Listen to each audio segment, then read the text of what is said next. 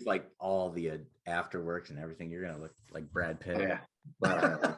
This is gonna be B-roll. This is gonna be awesome. That's right. Perfect.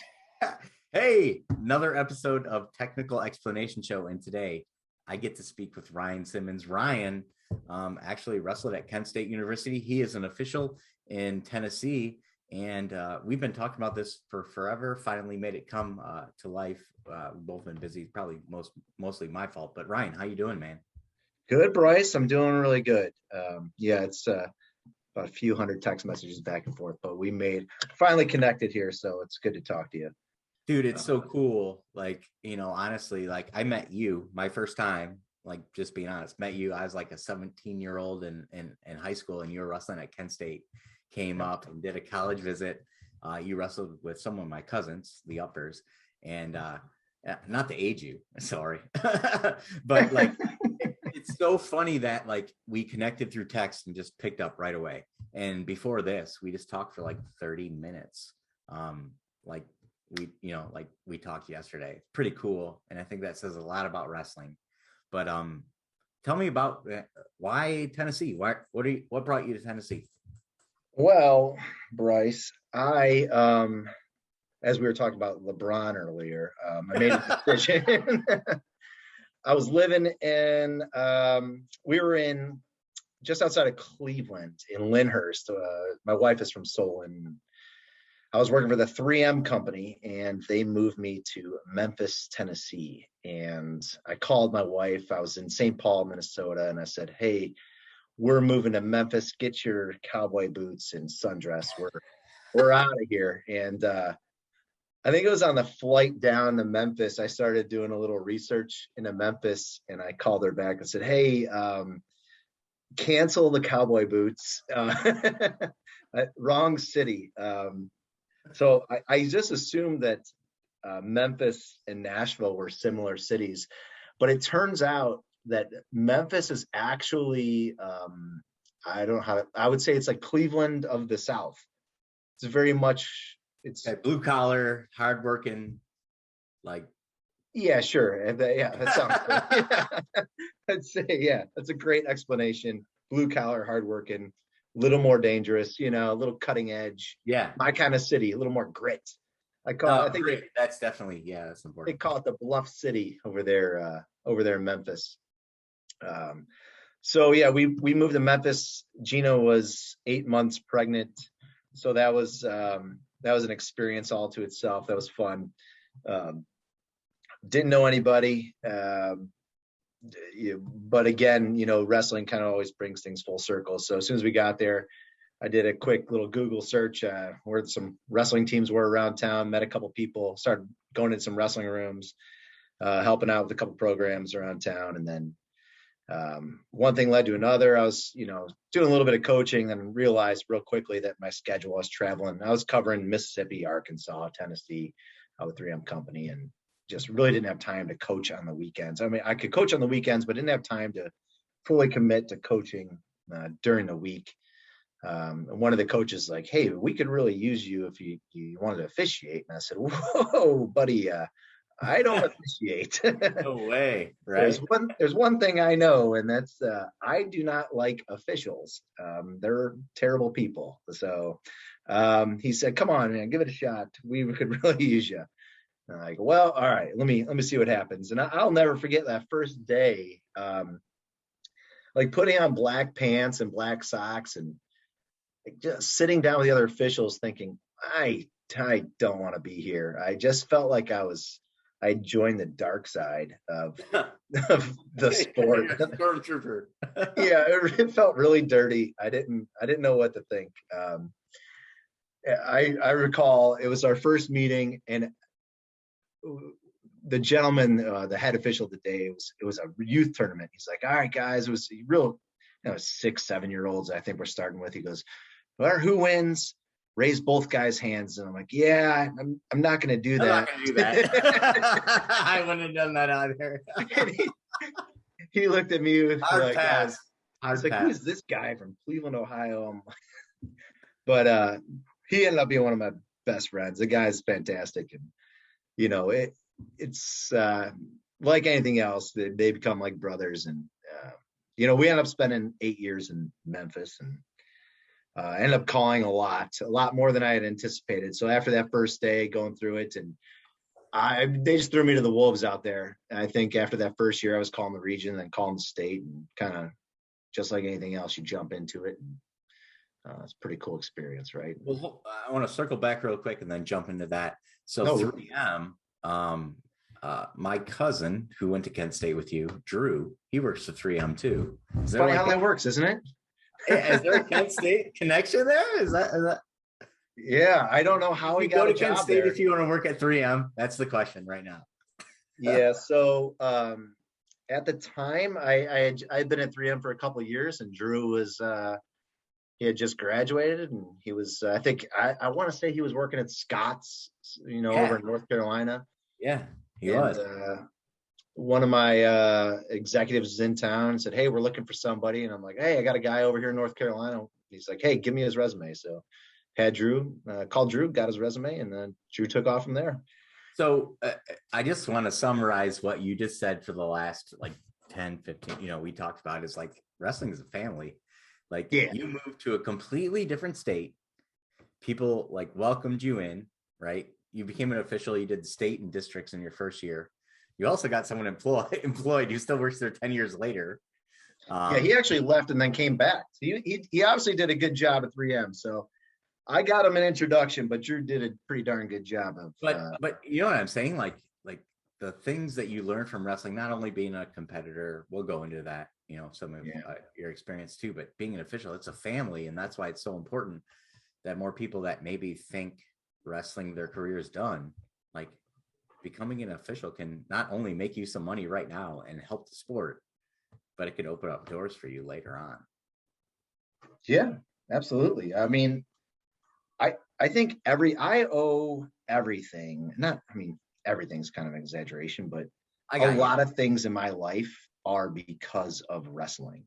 And you could say that about, you look at whatever you're into, right? My daughter's into gymnastics, my other daughter's into dance, my son's into baseball and wrestling.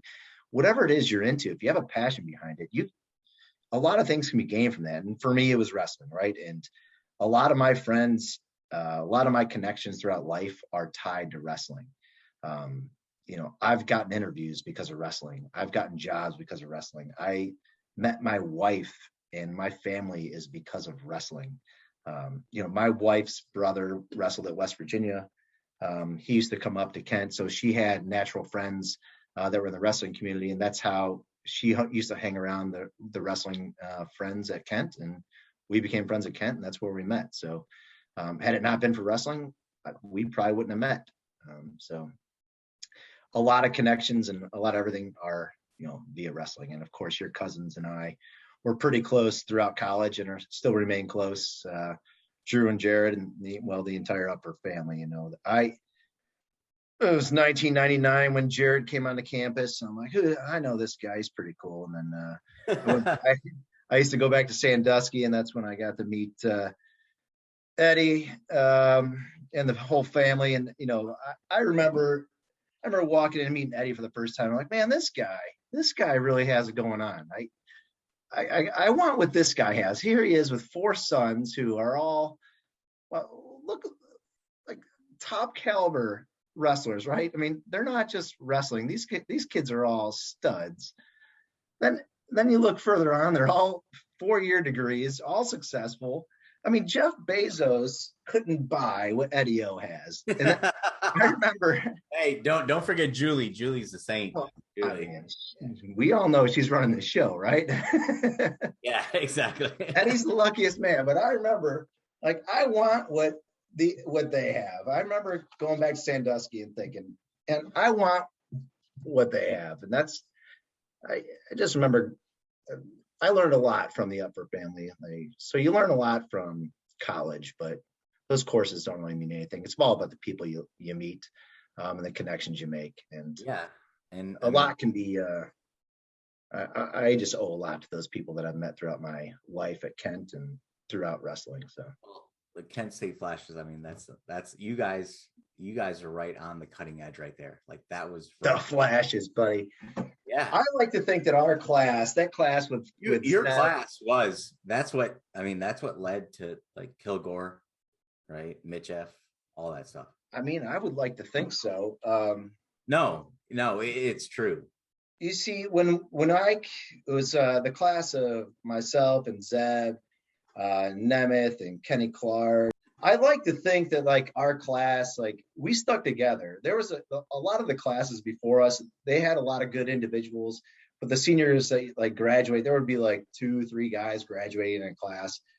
And there were a lot of good studs in those classes, but we sort of stuck together. There was a good 6, 7, 8 of us that graduated. Was Ben Rings like a year after you then? Ben Rings was a year after me. He was with Jared. Yeah, and then he went and served, didn't he?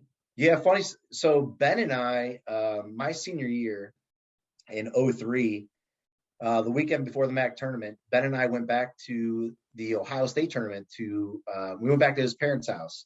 So we stayed there. We were watching the state tournament. You guys both Cleveland guys then? Ben Rings? Yeah, you and him, like Cleveland area, is that? No, he lived in Marysville. Oh, really? Oh, yeah. Oh, he's a Monarch. Okay, cool. Yeah, he's a Monarch. Then Sean Andrews is there right now, so you got Kent connections there now. Right. Good. Sorry. So that's why we went. The state tournament was in Columbus, and he's like, "Hey, let's go back to my parents' house. We'll stay there. We'll go to the state tournament." I'm like, "Oh, it sounds like a good idea. Get us out of here for a day." We were down there, and on our way back, like the next day, he found out he had to go serve, and the MAC tournament was the next weekend. So then Zeb stepped up and like jumped into the lineup and did a great job. But yeah, he was starting, and all of a sudden, that is nuts. I had no idea. Yeah, it was a crazy story, but yeah, Ben was starting and doing a great job, and then the week before the MAC tournament, finds out he's got to go. I don't know if it was Iraq or Afghanistan, but he was going somewhere overseas. What a teammate! Like that's the dude I want to suit up next to. You know what I mean? Like, oh, absolutely. I mean, the whole team. We were just there was a bunch of great guys in that Kent team, and that's like I just felt like my senior year that class was like the start of a change of culture. And then when Jimmy took over after that, started bringing in some higher caliber guys, and really just built upon after we left. And then of course that class that took over after we left. I mean, those guys took it to a whole nother level. But proud to be a Flash. Dude, you should be. That's awesome. We're gonna get into some more stuff. Like I feel like this could go way longer than a normal episode. I told you, Bryce. I'm totally cool with that. I'm totally cool with that. But like before we even started recording, we were talking about like the first time we actually met in person with Mitch. Let's talk about Mitch. Everybody knows Mitch, Bryce. No, our listeners don't. Like the people that are listening think officials are like, we wake up in the morning, we want to screw over the 106 pounder from the Northeast District, whatever. They don't understand we're people. So yeah, let's tell them about Mitch.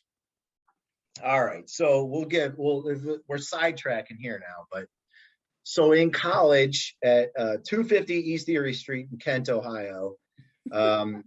Does Zeb own that? Like he owns half of Kent. So. What's that? No, it's no longer there. So it's been torn down. Right. Every building I lived in Kent has been torn down except for Dunbar Hall, which somehow still remains. Which well, you're lucky you have a room to film in right now because. So 250 East Erie, which that place was special. The basement of 250 East Erie was a petting zoo of sorts, if you didn't care for your fingers much. But we had a pet alligator. His name was Mitch. It was in I think it was a 150-gallon aquarium. And we had 45-pound plates across the top of the aquarium to keep Mitch in place, because Mitch, he was brought to us as a small alligator, but by the time Mitch died, he had grown. He was about 3-4 feet long and was getting a little out of control toward his later days with us. And funny enough, sorry, I'm trying to be quiet over here. The original, the owner of Mitch and is Ray Anthony Jr. So Ray Anthony Sr. is a established official in Northern Ohio, but his son was a alligator collector at the time in college, apparently. But he was a friend of ours in college and didn't have a place to keep his alligators, so we kept him in our basement for him, and he would come over and feed him occasionally. We'd throw a rabbit in there, and the thing was vicious. Rabbits. Yeah, I'm Bryce. I'm telling you, it was out of. We didn't talk about this before, so this is all new to me right now. I don't want to be too graphic. I noticed. I was going road trip, so I mean, yeah. I went through your log of interviews earlier. I noticed there was no E rating, so I'm trying my best to keep it that way. I told you PG-13, and we're good. Yeah, I'm doing my best. But he would just ravage these things, and we had a chain mesh glove that we would pick him up with occasionally. But as you know, Bryce, you were there a few times. We would have some get-togethers on occasion, and people would not make wise decisions. And occasionally Mitch would be out of his aquarium when times we would prefer he wasn't. So I'm sure there were some liability issues there. We probably. All I'm saying is I only met Mitch after he passed and, went to the Rainbow Bridge or wherever. So yeah, unfortunately, Mitch, we knew Mitch was alive because we would be sitting in the kitchen in the living room, and we would hear this, and that was Mitch ramming his head into like the 45 pound plates. Yeah, and the 45 pound plates would like hit and then land on top of the aquarium, and you would hear him like red. And there was a day or two of silence, and we're like, this isn't good. So the few of us, we went down there with like bats one day because we thought maybe he got out. And then we came around the corner and saw the water heater sticking out both sides of his mouth, and realized that he had electrocuted himself. I remember that's how he met his demise. And so I think, Bryce, when you came down that one time, it was for the rest in peace Mitch party, unfortunately. Yeah, and it was right before homecoming. So It was like your last hurrah. Like we all have to suck down and do, we had to do hydration and all that stuff. So it was like eggs. And I was like, I think I need to go to Kent State. That was the thing at Kent State. Like a lot of us chose, like we had a heck of a lineup of guys, state champs, but at the time Kent State was we had a good. You're a sleeping underdog. We went there, but we had a lot of fun before and after the season. During the season, we lived a Spartan lifestyle during the season, but before and after the season, we let loose a little bit. No, and, I mean, that was normally that homecoming was kind of the cutoff for it's time to get serious. No, but I mean, you guys, that was when Kent State became like, everyone knew, right? And then, you have the Ian Millers later after. Yeah. But I mean, God, who is that kid from like Delaware who just, he was a little bit after you. There's a kid from like Delaware or Connecticut that just this, he was funky. I can't DePalma? remember. Is that it? No, it wasn't DePalma. All right. I don't know. Sidebar. Delaware. Yeah, you're getting way out. You better cut that part. I don't know. Like crazy hips. He tossed some dudes. But let's talk about like, how did you first ever, like we're flipping the script right now. How did you first ever get involved in wrestling? Like, yeah. So I started wrestling when I want to say I was 5. I started at the West End Y. So I was a Y rat. My dad took me and my brother. My brother is 4 years older than me. He's an official in Ohio, Northeast Ohio. But we started at the West End Y. Rich Hunter was the head coach there. Wrestled there till I was probably about 12 years old. But yeah, I think I was the 40-pound weight class when I first started. And I had an early success in wrestling. So my first tournament, I want to say I was 40 pounds. It's probably like 1986, 85, 86. Yeah. And I wrestled Mark Jane in the finals. Oh, geez. Yep. So I want to say Mason Leonard, Mark Jane, they're all Craig Demetrius. So all guys from that era. So you guys were all 40 pounds soaking wet back in 1986. Yeah. And it was a meat grinder. And if there's film, that's probably worth money. Yeah. Unfortunately, I had early success against Mark Chain, but he got the best of me later on in life. So, Okay. just a big fan of wrestling. I played other sports. I was in baseball and football, but I think everyone just started to zero me in as the wrestler, because I just had a lot of success in wrestling. I was always, if I wasn't winning tournaments, I was in the finals, first, second, pretty much every tournament growing up. From there, I went to Lake Catholic. Had success there. My freshman year was a bit rough for me. I probably weighed 90 pounds, 95 pounds my freshman year. So it was a bit rough. Wrestling 103, right? Yeah. I just took my lumps. We had a pretty rough schedule at Lake Catholic. Well, you're in Northeast Ohio, so like it's kind of possible so to have a rough time. that was a bit of bit humbling experience, because I came out of the junior high era, just on top of it, and then just kind of got roughed up. I remember taking a beating from Scott Burnett my freshman year, thinking, oh man, what the heck just happened? Oh, first of all, that dude's a monster. He's a stud. I mean, he's one of the better guys out there. 9.5 points away from challenging St. Ed's this week. I love it. I love what he's doing over there, man. I keep up on. I'm a wrestling nerd first and foremost. I mean, I stay on top of wrestling. I think maybe the only person that's maybe more knowledgeable and pays more attention is probably Zeb than I do. Yeah, Zeb has us. Zeb's up here. Yeah, we're all just trying to get. Yeah, you can't see my hand. Zeb's up here. We're all just trying to get here, right? But I, as far as like Ohio history and Ohio knowledge, like I stay into it, and like I'll text my dad stuff all the time throughout the week about Ohio wrestling and even Tennessee wrestling now. I just watch it and pay attention. But what Scotty's doing at Perrysburg, I remember back in my day that wasn't even a pro. I mean, there was nobody there, and now to see what he's doing is just incredible. And what his brother did at Elyria, I mean, what a family of wrestling. It's incredible. But yeah, I mean, he was a stud in high school and in youth wrestling and in high school. And then even what year was that then? Like, so you graduated? My freshman year in high school was 95. Out finally my sophomore year, I was actually 103 pounds. So you made weight. Hey, congratulations. Yeah.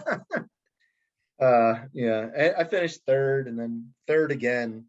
Lost to Sean Atkins a few times. Sean Atkins won. Yeah, but you're D1. No, D2.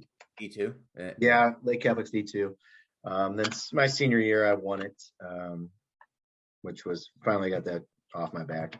But tell me about that, because like a lot of people don't realize that you go from like achieving what you've wanted to achieve. Yeah. But you kind of don't get to talk to anyone other than your coaches. Like you have to go talk to the press. You have to go to this room. Like, no.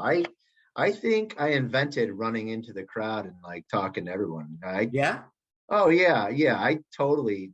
Oh, I celebrated, buddy. That was. You should. I want to hear about it. That's why I'm kind of leading you a little bit. Oh, here. Let me show you. Bryce. Look at that.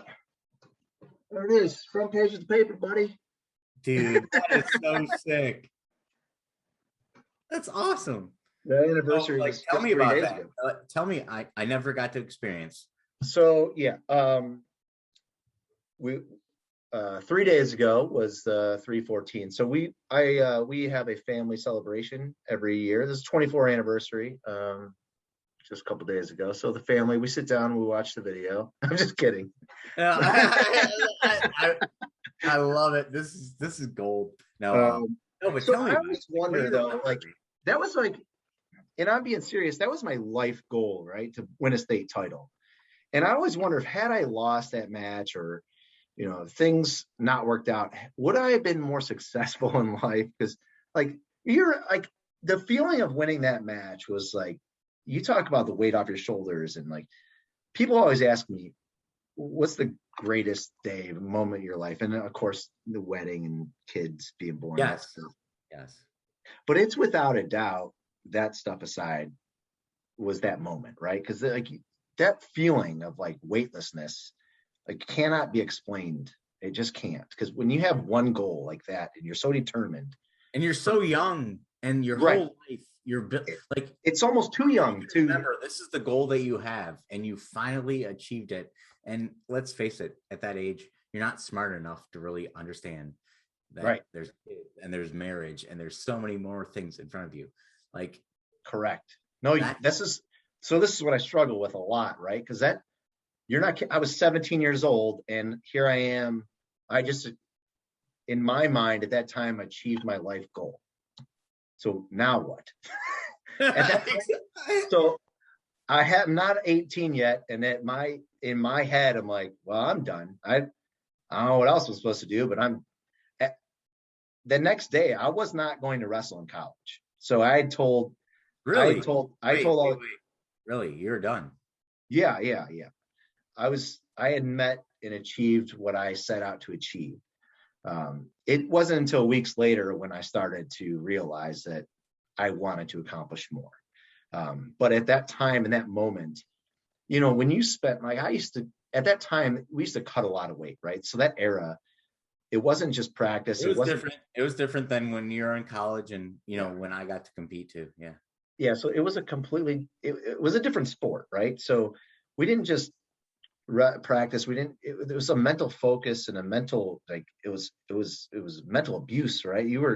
I'd sit in class and just calculate how much weight I had to lose how many miles would I have to run every day. And, you'd run 3-4 miles before practice, you run 3-4 miles after practice, you'd run before school. It was rough. Right. And I was just looking for, let me accomplish this goal. And then I was going to be done and just take that mental break and maybe go to school, maybe not, maybe just get a job. I actually was going to go to Bowling Green, and it's like, I'm going to go somewhere that doesn't have wrestling. There will be no option to wrestle. And then it was probably mid-April. I went to spring break with my buddies. Instead of going to senior nationals, I went on spring break, had a great time. I don't think I'd change any of that because I probably needed it. I just needed to refocus. Well. Yeah, everything works out the way it's supposed to work out, I think. But my teammate Mark Becks, he went to senior nationals, placed that, I don't know, probably top 4. Ended up going to Penn State. Was an All-American at Penn State. And throughout high school, that's where I wanted to go. I wanted to go to Penn State. They sent me a letter like my junior year, and I was interested. And then I started telling people that I wasn't going to wrestle in college. And then word got out he's not going to wrestle in college. And then I just stopped responding to everybody. And then it wasn't until weeks later, after I went on spring break, where I started to have regret. And then my coach sent out some email. I don't know if it was emails back then. It was probably called them. I don't think email was a thing yet. It wasn't until late April where I started taking some visits. And then Frank Romano and Jim Andresi reached out, and that's where I ended up going. And everything worked out the way it's supposed to work out. So, dude, that story's nuts. First of all, so let's hypothetically take your story a little bit. And for kids that aren't going to be able to compete at Division 3, 2, or 1, right? Yeah. Wrestling season's over. We need them to become officials. Let's face it. But like, what was that thing where that made you like, I need to compete? Like, what was the thing that made you say, I miss wrestling? Like, for the people that maybe miss wrestling but aren't going to be a D1 competitor like you, like, right. Well, what's the thing that they should be aware of to be like, well, maybe I should be an official or something like that? First of all, I think there's just something about being involved. I think if you need to be involved with something, right? Just to go to the connections are worth it alone, right? So having the friendships, having those connections, like you talk about having connections at the next level, it's super important. I'm in sales, you're in sales, but it speaks volumes, like, to have those connections at the next level, right? In wrestling, whatever it is, it's officiating, if it's coaching, if it's wrestling, if it's basketball, baseball, whatever it is. I coach baseball now in the community, and it helps me not just professionally, but it helps me, we moved to Nashville a few years ago. We know hundreds of people now just from being involved with the community. It helps improve life, right? So get involved. I tell this to everyone I'm around. Find something and get involved with it. But for me, like, I don't know what it was. There's just something inside where it's like a burning desire to compete no matter what it is. And it's almost like that with officiating too. Like, I don't think it's a competitiveness with officiating, but I do want to be the best official out there. I have a desire, like, I don't want to make a mistake, that's for sure. But I also want, it's hard to really describe my style of officiating. No, but I don't want to interrupt you, but this is really important. Like, I can tell you're taking it very seriously right now, and people need to understand, like, that's how officials take when they officiate, very seriously. That's sometimes there's a switch that goes on, almost like, I think you understand my personality. Like, when it's fun time, I'm a lot of fun. There's that fun switch, but then as soon as it's like go time, like there's the switch that goes off where I'm like just in a zone. And like when we're at a tournament, right, we're the other officials are sitting on the sideline, we're having a good time. It's my time to go on the mat. As soon as I step into that circle, it's a complete zone that you enter. And it's that zone, that feeling, that vibe, like I chase that adrenaline. I think that's like with most like extreme sport athletes, like that, like people, like you watch like Johnny did Julius ever. You watch dude, he's killing it. Right. But he's like, he jumps out of airplanes. Like, there's something he's chasing there, right? And he has a fear. Like, you watch him, he has a fear. Like, the fear is there, but he does it, and he's doing it because he's chasing something. I feel like that's, obviously, I don't have a fear of dying when I'm going to officiate, but there's that. And there's times where I'm like, man, I don't want to officiate this weekend. I'd rather do something else. I'd rather go, I don't know, go to dinner with my wife or something, but I have a need to be out there it keeps me young. It keeps me who I am, to be in the center and get into that zone. Right. It's really hard to pinpoint that. It's hard to articulate it, I think, is right. What you're saying. But the end result is you're a competitor. Right. You want to help other people compete. Yeah. And I also I do have a distaste for bad officiating. Okay, so, let's go into that. Let's go into that. I mean, because seriously, we're coming off I'll set you up. I got you. Okay. We're coming off state season here in Ohio. Yeah. There are some questionable calls, some big ones, right, that have big implications. So let's talk about, your distaste for, not officiating things, and how that, as a competitor, how you would have felt if you're on the wrong side, right, of those calls. And yeah, so I've watched a lot of those videos, and they're tough to watch, some of them. And I think it's more about a mismanagement on some of them. I think we're speaking about the same match at the moment, but it's tough. It's tough to watch. You have these kids, and they put a lot into it, right? So, going through that grind yourself and knowing what these kids go through is important. And it's important to always keep that in the back of your mind when you're officiating. But it's also important to know the time, know the score. That's always in your head as an official. And that's your job. Right. Your job is to know the score, award the points, and manage the match. And just being aware. You have to be aware of what's going on and what is happening. Yep. And the officials that say they don't know the time, like that they don't know that, or they say you shouldn't know that, that's craziness to me. Like, you have to be aware of match situations and aware of what's happening. Because that was painful. It was painful to watch a little bit. But like, I think people know what we're talking about. But I mean, like as an official, like for me, I like to keep the intensity of the match I want to see kids banging in the center. And I like to keep that intensity in the center, but I also I like to keep the kids' passion involved in the match. And there's a way to, when you go out of bounds, to corral them back to the center quickly, though. And there's a way to quickly end a discussion with a coach. And I think sales, so you and I are both in sales, right? And we deal with people at high levels in corner offices all the time. So we have a good way we know how to have those high level discussions with people that is non-conflict, right? So I can have a quick conversation with a coach. No one's angry, and we're right back to it. And then there's a way to communicate with a wrestler that keeps emotions low, but keeps the intensity of a match we keep the intensity high. And I think most coaches and wrestlers appreciate that when I'm officiating a match. Do you think I'm a coach as well, and official.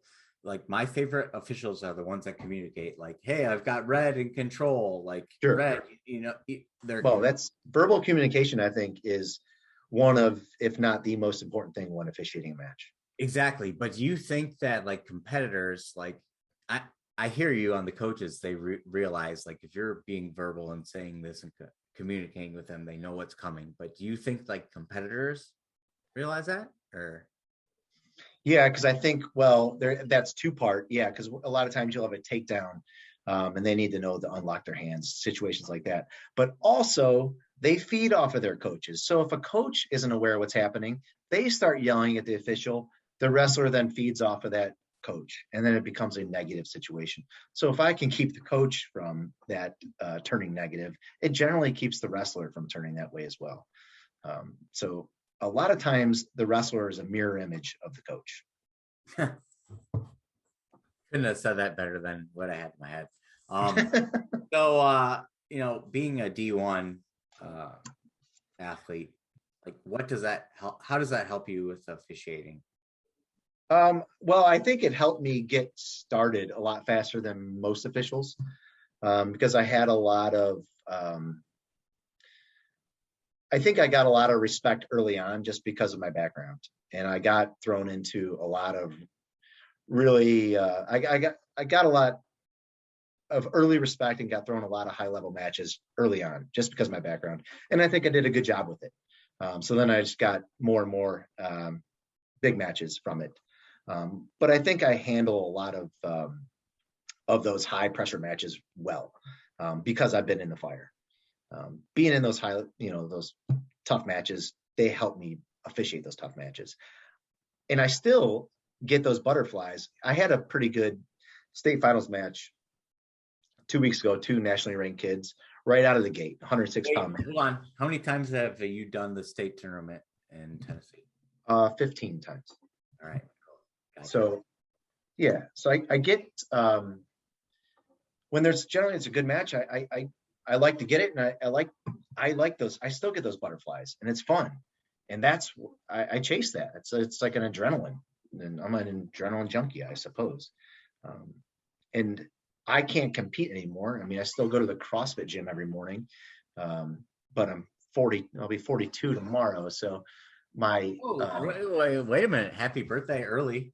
Thank you. I think this is gonna film. But I think you can ask your cousins. I generally start celebrating my birthday the day before St. Patty's Day, and then I really run it through the entire weekend.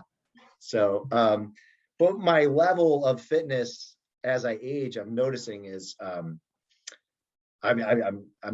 going down the ladder, I suppose. These kids that are coming in the gym are getting younger and younger, and it's really starting to tick me off a little bit. So. But I remember, so after college, I went and coached at Lake Catholic for 4 years. And then I went over to Notre Dame and was coaching. Really? I didn't know that. Yeah. And then that's when I moved to Memphis. I was coaching with Anthony Ralph. And I remember when you were at the national tournament, man, there was some questionable officiating. And Anthony and I used to sit up and a lot of days was just talk about some horrible officiating.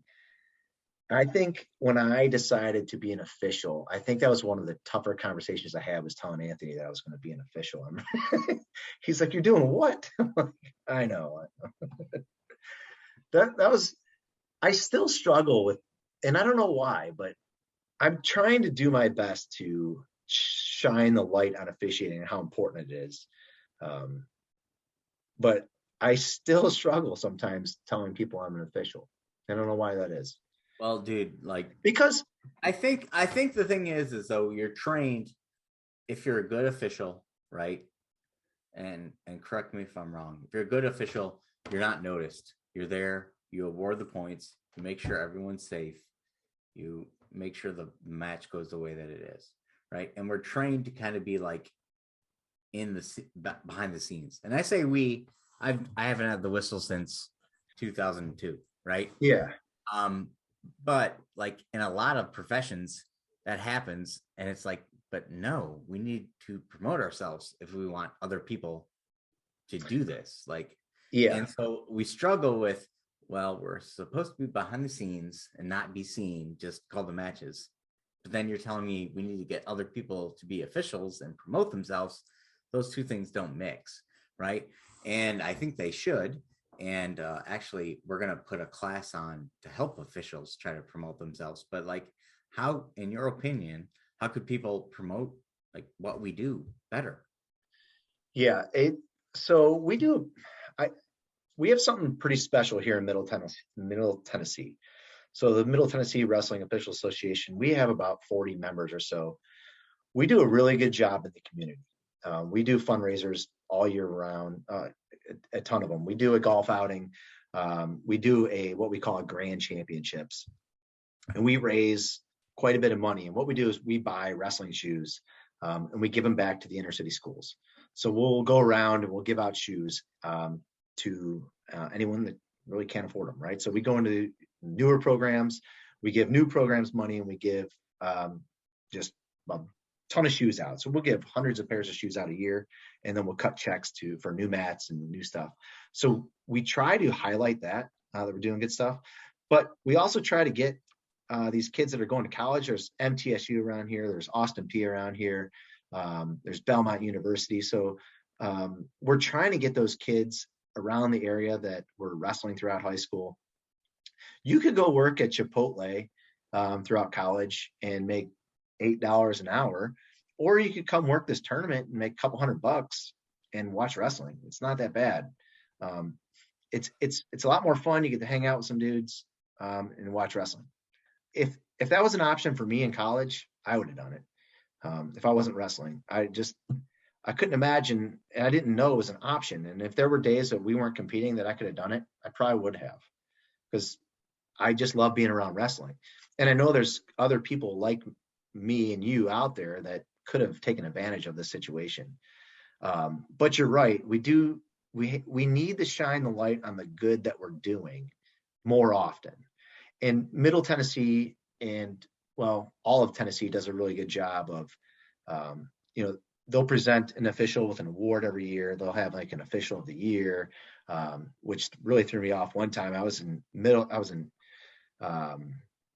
Memphis, and they were like, it was the end of the region tournament, and they were like, official of the year, Ryan Simmons. Like, what are you guys, crazy? I'm not trying to get killed out here. Sounds like you. Why'd you give me an award? Are you nuts? These people are trying to kill us. But I mean, there were officials in my life that had an impact that, like, I remember like growing up at the West End Y, the head coach at the Lake County Y, the LCCY, they were black and gold, which I don't like the color black and gold because I'm a Browns fan. Steelers are gross. And LCCY was black and gold. I think his first name was Jeff Barons. And I think his brother was a coach as well. He was the head coach at the LCCY. And then he was also an official. And I remember like, oh my gosh, I didn't like him because he was the head coach at LCCY. And then he was an official on top of it. I'm like, you guys Nobody didn't like him. Like, I'm like, this guy. Dead to me, bro. I was in middle school one time and I had a tough match and he was the official. I'm like, oh, he's gonna screw me. Like, this guy's, he's gonna get me. Like, this guy. Well, I win the match. It's a close match at the end of so like a takedown at the end or something. He raised my hand and he leans in. He's like, the right guy won that match. Great job, Ryan. And he said to me, I'm like, oh my gosh, he's a human. He I remember what was that, 30 some years ago? And I'm just like, it still rings true in my head. I'm like, 3 words. Great job, Ryan. That was a good match. So 6 right. and Yeah, that made all the difference. Right. And what a good guy. And I thought he was the evil empire my whole life. And turns out he was a pretty darn good guy. And I'm like, Sandy Cajo, one time he donated money when I was on Howell All-Star team. I never had a conversation with him in my entire life. I get a check in the mail from him for donating to my trip. I'm like, wow, look at this guy. And then I booed him, I think, one time when we were wrestling a college match. I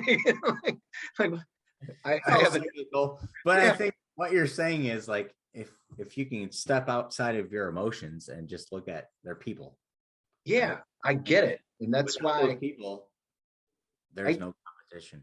Without you, there is no competition.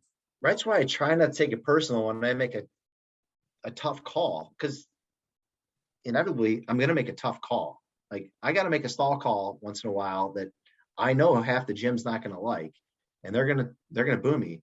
But I try not to take it personal, even though I do. The tough calls have to be made in the sport, and that gray area that we have to make a choice, and we can't waver on it. We got to make a call, and it's got to be crisp, and it's got to be clean, and you got to move on. I think sometimes talking about mechanics though, right? You make the call, you need to be confident in it. Calls are confident, and it's got to look clean and crisp, and you got to, when you make a call, you got to deliver the call, and it's not a hand halfway up. It's you're making the call and you're moving on, and it's clean and it's crisp and you're moving. And if someone wants to question it, you're going to be able to give them a clear, definite answer, and then we're moving on. And that's just it. And generally they can understand that, and I can fairly well give my explanation on why I gave something pretty good. But I had a guest on that's going to come before this episode, but he talks about an official who's a college official, who said he has a deaf family member that loves wrestling. And so what he said is, how you make your call is, imagine you have no hearing. Sure. How you make your call is how they see the story or the match unfolding. Interesting. And so if you imagine that everyone can't hear what's going on, but how you act, your mechanics, and how on point or off point they are telling the story. Can you imagine how that story could be, perceived one way or another way? Yeah. So what you just said is really interesting to me. Interesting. Well, I'm glad I could give some insight. Yeah. Well, blind squirrel finds a nut every once in a while, right? I had one time this is what I'm saying. I had such a distaste for officials, but yet time and time again, I have a story of an official going out of his way to that changed your life. Yeah, or had some sort of impact where they came out of their way to show me how human they were. Let's hear about it. Well, no, it just I remember being at a tournament one time, and I'm Tony Campola. Yep. Yeah. Yep. He officiated my match somewhere. I was in on a low single. It was a lopsided match. It might have been 14-1 or what 14. Tournament? Do you mind? This is a CIT. Okay. Oh, Catholic Invitational. Tough. Yeah. Finals match, and I was wrestling a real good match. It was just second period. I think I was 14-1, 14-2. I was in on a low single. The kid locks in my crotch and lifts me up. Tony blows the whistle. After the whistle, the kid just power bombs me right on my head. And Tony's in the background, doing some hand signals. And it was a flagrant misconduct, which sucked because on the score sheet it says disqualified, and on my plaque it says disqualified. Yeah, right. But I ran into him a couple of weeks later. Man, you didn't get the tech. Yeah, he's like, "Hey Ryan, I got something for you." And it was a picture, the front page of the Dayton newspaper, it was a picture of me getting my face slammed in the mat and him in the background doing his hand signals. I'm like, oh, this is a beauty. But like, it was funny. I just thought, like, this is pretty cool. He saw this and then sought me out to Yeah, find me. So. I think like as far as recruiting goes, like just being a human, and like I saw you last week, right? Like we're in the same area when we Right. like you see those kids, like just saying, "Hey, nice job last week," or going up to the table workers and knowing maybe some of them are Matt Stats or wrestlers at a biddy program, just being like, "Hey, you'd be a great official." Like doing simple stuff like that could help our sport so much. And I think a lot of times we're just viewed as you're in stripes, you're the enemy. But when I think it's where like doing both sides of the coin, right? So I also coach, a youth program, right? So I'm seeing the young officials out there, and I'm coaching in the corner. And then the next week, it's flipped where I'm out in the center of the mat officiating. So they're seeing me on both sides, right? So I'm involved all the time, everywhere. But I just think how do you think we help these young guys? Because I think it sounds like we're talking Tennessee and Ohio are pretty similar, right? You get your license and then you have to do biddy for a year to get your next class, which in my opinion, and throw a shoe at me if you want, but biddy is the toughest assignment ever because the coaches are dads or family members. And the wrestling is spaghetti wrestling. So like burning, letting calls hold, all that stuff is really, really tough. I'm of the mind that if you're a new official, you should, and I know JV teams are going down now, participation is going down, but I almost feel like you should be two-manning it with an established referee, do JV, then junior high, then maybe biddy, because the two reasons people leave is because of pay and how they're treated. And biddy is, let's face it, not the best. It's brutal. Yeah. Well, anything AAU is generally brutal, right? I mean, you get the parents in the corner, oh, you're in for a long day. I mean, and I don't know about you, but generally the pay isn't as well either. So you get these new officials, they're there all day on their feet. They're generally doing a terrible mat rotation where they're going around and they're just getting screamed at by moms and dads and coaches, and it's just pure chaos. You're right. There's no control. So you're letting things burn. If you want to let it burn all day, you can just roll around back and forth, and it's hard to call, right? So we lose a lot of officials on that platform. So we're a little bit separated here in Tennessee, where we have AAU officials and then we have TSSAA officials. Some guys do both. Can you explain that, please? Yeah, TSSAA is our high school, junior high. OHSAA. Yeah, exactly. And then AAU is generally the youth. I got you. You guys have OAC probably and AAU. You guys have. Yes, sir. This is where Ohio has more depth and has more going on than Tennessee. Tennessee is growing. The sport of wrestling is growing. And now with women's wrestling, it's really taken off. Is it sanctioned? Yeah. So Ohio or Tennessee is fully sanctioned. We had our first individual tournament has been sanctioned for 2 years now, I think. And now our state duels this year were it's the first year and the first state in the United States that had sanctioned state duels for the women. That's awesome, dude.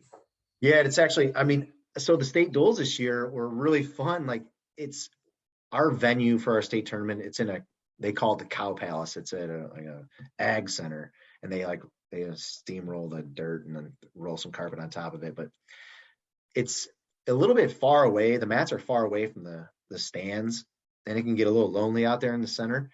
The women's fans, it was louder than heck over there in the corner. Like, they're like, oh, I was on the women's mat for a little while. I'm like, I'm staying down here. This place it was hyped down in the corner. And the girls were getting after it. I mean, it was feisty as all get out. They were throwing hands. I'm like, this is the place to be. The boys' mats were boring. It was the place to be. But you're right, though. So the AAU, we lose officials over there because they're tough, long days. The pay is a little bit less. The parents can be a little bit brutal, but you're right. We could do better by having some of our senior officials shadow them, right? Going out there with them, putting our arm around them and helping them out and easing some of that burden, which is what we do in the beginning of our season. We'll go around, we call them jamborees or free days, basically. So they'll have like 4 or 5 jamborees in the beginning of the season for TSSAA season in the area. So there's shortened periods, 1-1-1 or 1.5, 1.5, 1.5, where we'll volunteer. So all the officials volunteer. It's a little bit less of a work day, but we'll have some of our senior officials kind of shadow the new guys. So we work with them with some better officiating, but with some better matches. So they're seeing some of that more high school matches where a little bit more clean, crisp takedowns. Because the state tournament's easier to call than the way easier, dude. Yeah, I'm like so you're getting clean takedowns. People know what they're doing instead of rolling, letting things. They know how to pin each other. It's really it's a lot easier day. It gets a lot easier the further along you go, and then it gets more fun too, right? Okay. We've been talking for a while. Let me ask you, what's your goal?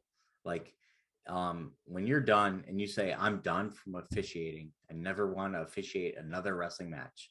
Like, what would help you like be able to make that decision? I know this is the curveball. So like, what's the pinnacle for you? Like when you were a competitor, the state championship made you almost stop, right?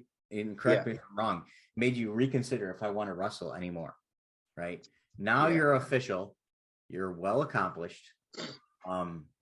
What's like the thing that you would be like, I would even consider I don't want to officiate anymore? I think that would probably be family dependent. So I would probably, we have an official out here, Don Elsey. I don't want to put a number on it, but I think he just called his 45th state tournament. He's a legend out here. He's been doing it forever. Don's over in Chattanooga area. He's been calling forever. I'll get Chattanooga. All right. That's where the scuffle takes place, right? Yeah. And you guys used to go there. Yeah, we've got a lot of good officials down here in Tennessee. We're not all hillbillies down here now, Bryce. I never said that, by the way. What's that? I never said that. We're coming along. The state is coming along in the sport of wrestling. I'm telling you. Progress. We're on the come up. So for me to call it, so I could probably do this until I'm dead and gone.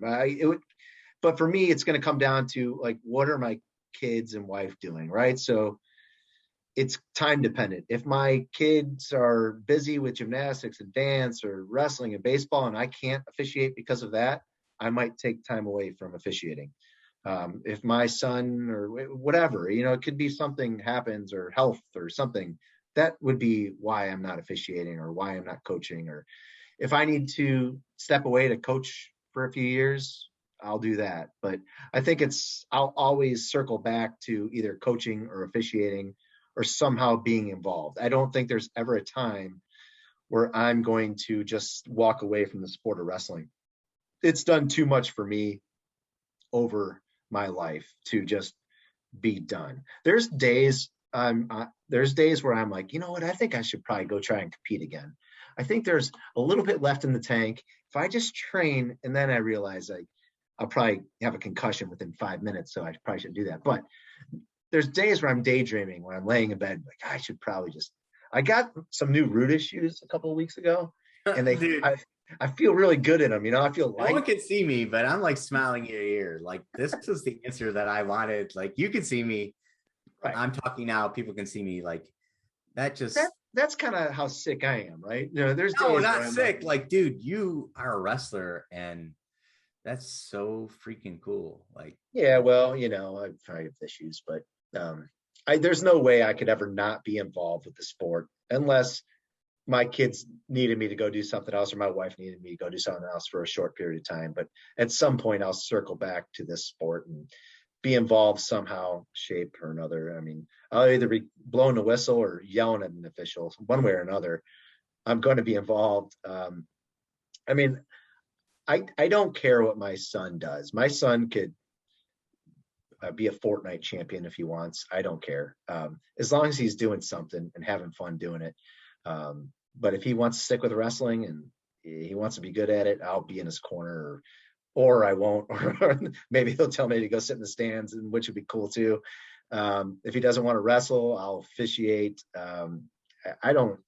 Whatever it is, man, I'm going to be involved somehow doing something. I can tell you that much.